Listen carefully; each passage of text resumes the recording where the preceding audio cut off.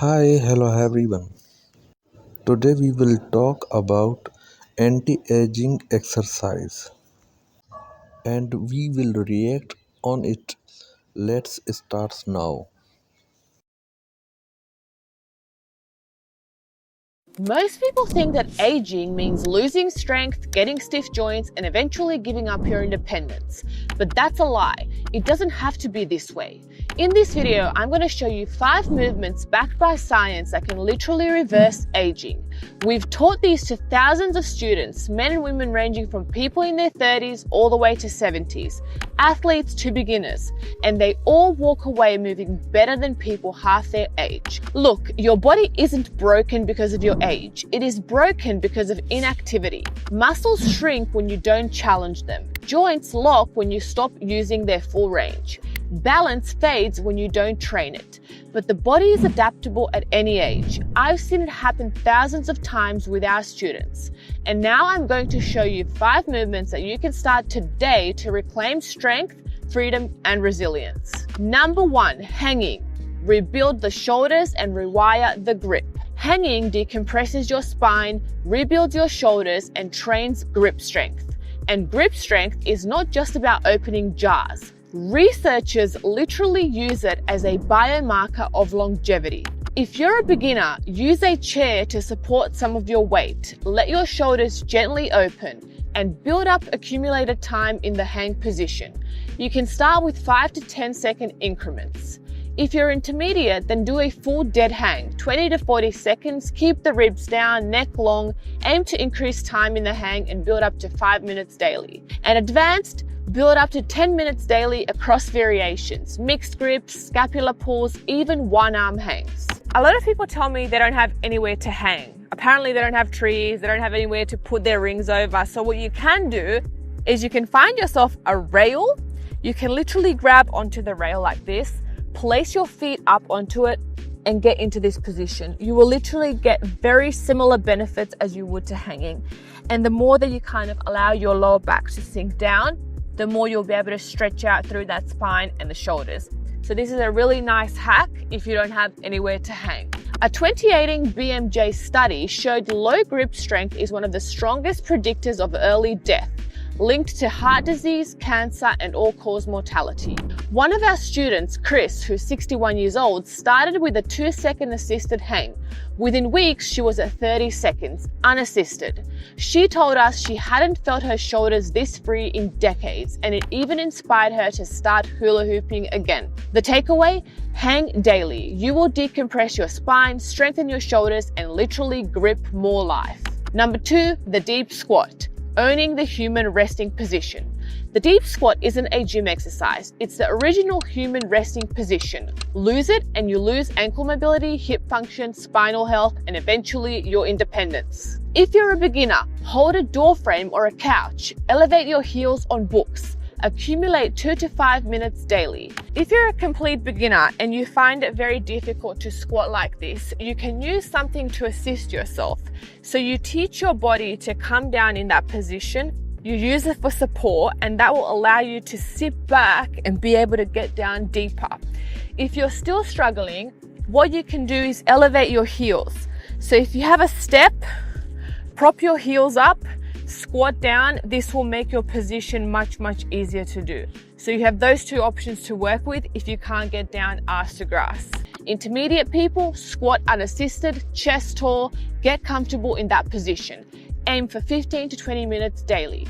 And if you're advanced, then explore different stances. Spend 30+ minutes across the day. The goal? The squat becomes your natural resting position. The sitting rising test, 2012 European Journal of Preventative Cardiology, showed people who struggled to sit and rise from the floor were 5 times more likely to die within 6 years. One of our students, Pamela, had her first breakthrough in the squat after years of stiffness. She messaged us that she sat fully down for the first time in decades. Another student, Tom, went from a shaky 30-second to holding a deep squat for 7 minutes. Takeaway? Your squat is not optional, it's survival training. Reclaim it and you reclaim your youth. Number 3, sit to stand, the independence test.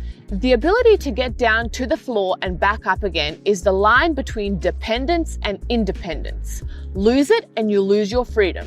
If you're a beginner, sit on a chair, stand up without using your hands. Aim to lower the chair over time.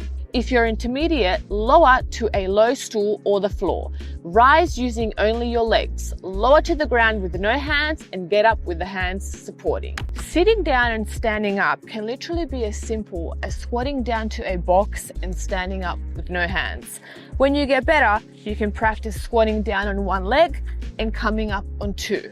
Over time, you can practice your cross-legged sits. And then eventually, as you improve your mobility, you can do various sits, kneeling positions, transitions along the floor, and teaching yourself to actually sit down and stand up with control. The same sitting rising test showed that every point you lose on the test equals a 21% higher risk of death. Patricia, one of our students in her 60s, told us that her dream was simple. I just want to stand up without using my hands. After 3 months, she did it. Another student, Catherine, filmed herself standing from the floor for the first time in years. The joy on her face said it all. Takeaway, if you can stand from the floor without help, you are literally lowering your risk of early death. Train this daily. Number 4, hip mobility, the fall-proof foundation. Hip mobility isn't about stretching your hip flexor or doing yoga. It's about survival. Stiff hips equals poor balance and higher fall risks. And falls are the number one way that aging robs people of their independence. Beginners should aim to improve their 90-90 hip rotations, gentle rocks on the floor, using hands to assist and slowly increasing the dosage of difficult positioning. Intermediate people start exploring assigned Cossack squats, pigeon poses, and low gait flows, all with intention of increasing load and reducing assistance. And if you're advanced, full locomotion patterns, moving across the floor like a cat, crawling, stepping, flowing, all with ease and freedom. Hip mobility starts with basic things like teaching your body internal rotation, external rotation, and then combining those two patterns. You can also work your way towards doing things like advanced pigeon poses. You can work your way towards 90-90 stretches, and over time, just experience that real freedom that comes with the ability to open your hips. 2014 studies showed that hip fractures in older adults carry a 20 to 30% chance of death within a year. One of our students, Michelle, couldn't even bend down to feed her dogs without pain. After training her hips, she laughed, sending us a video of her bending forward easily for the first time in years. Another student, Sharon, went from hip pain so bad she couldn't sleep to waking up pain-free. Takeaway: strong mobile hips are your life insurance. They make you fall-proof. And number 5, isometrics and core stability, the anti-fall armor. Strength that holds you still is as important as strength that moves you. Isometrics such as planks, wall sits, holds train stability, balance, and resilience, your shield against falls. For beginners, start with wall sits, planks, supported balances. If you're intermediate, do longer planks, isometric squats, single leg balance. Start to work towards chest to wall handstands. And if you're advanced, do loaded carries, gymnastics holds, static strength work, more handstands, and straight arm strength work. You can also throw in middle and front split holds to strengthen your lower body. Your isometric strength can start with the most basic things like figuring out your plank, then learning to switch that over to a one-arm plank. You can play around with side planks. Eventually, you would take that isometric over to the wall and practice your chest to wall handstands.